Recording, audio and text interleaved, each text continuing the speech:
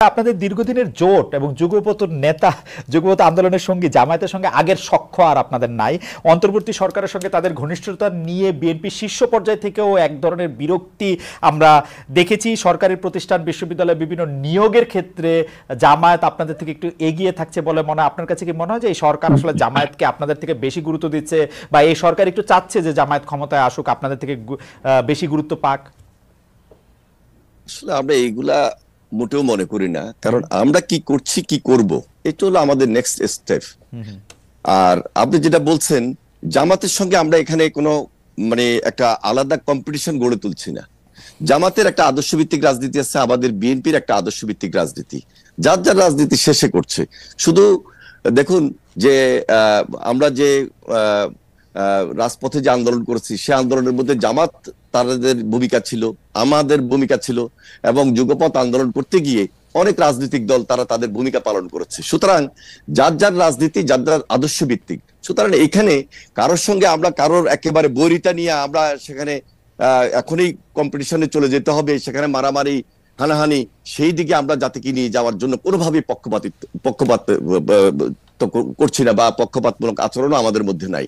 আমাদের একটাই টার্গেট, এই ফ্যাসিবাদের বিরুদ্ধে আমরা লড়াই করেছি, সংগ্রাম করেছি। যে কথাটা একটু আগে নাইক সাহেব বললেন যে আমাদের টার্গেট হলো আন্দোলনের ফসল। আমরা সবাই মিলে যুগপৎ আন্দোলন করেছি, সবাই মিলে আন্দোলন করেছি, আন্দোলনে আমরা কাঙ্ক্ষিত লক্ষ্যে পৌঁছেছি।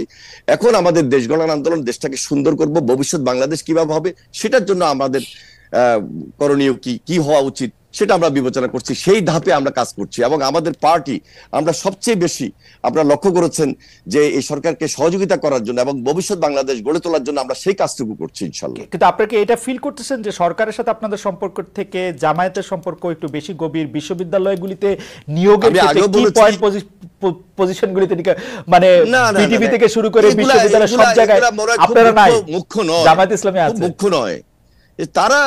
আমার মনে হয় এগুলো খুব মুখ্য না, কে কোথায় আছে।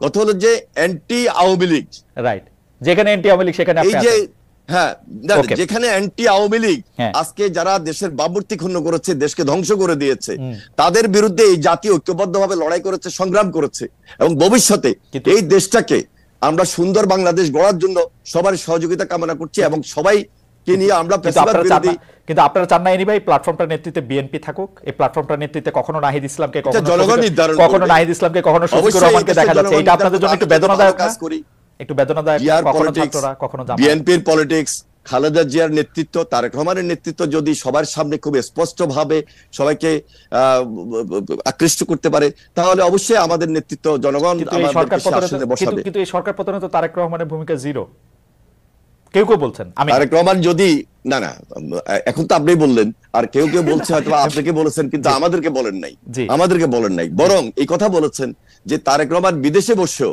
যেখানে দেশনেত্রী বেগম খালেদা জিয়া এত অসুস্থ ছিলেন, তার মধ্যে দেশের তারেক রহমান বিএনপির ভারপ্রাপ্ত চেয়ারম্যান হিসেবে দায়িত্ব নেওয়ার পর তিনি আমাদের ওয়ার্ড লেভেল, ইউনিয়ন লেভেল, থানা লেভেল, উপজেলা লেভেল, আমাদের কেন্দ্র এবং জেলা লেভেলে যেভাবে দলকে ঐক্যবদ্ধ করেছেন এবং জাতিকে, সকল রাজনৈতিক দলকে ঐক্যবদ্ধ করেছেন, সে আন্দোলনের ফসল হিসাবে আমাদের ছাত্র ভাইরা যখন কাঙ্ক্ষিত লক্ষ্যে পৌঁছার জন্য এগিয়ে গিয়েছেন, সেখানে তারেক রহমানের নেতৃত্বে তিনি সমর্থন দিয়েছেন। এবং পরবর্তীতে সর্বশেষ যখন শহীদ মিনারে আমাদের ছাত্র ভাইরা যখন আহ্বান জানিয়েছে সকল রাজনৈতিক দলকে, তখন তার নেতৃত্বে এই বিএনপি স্ট্যান্ডিং কমিটির অনেক নেতৃবৃন্দ জেলে ছিলেন, আমরা অনেকেই জেলে ছিলাম, কিন্তু তিনি দেশের বাইরে বসেও যেভাবে নেতৃত্ব দিয়েছেন, সেই নেতৃত্বের ফসল হিসাবে আজকে সবাই মিলে ঐক্যবদ্ধ বাংলাদেশ।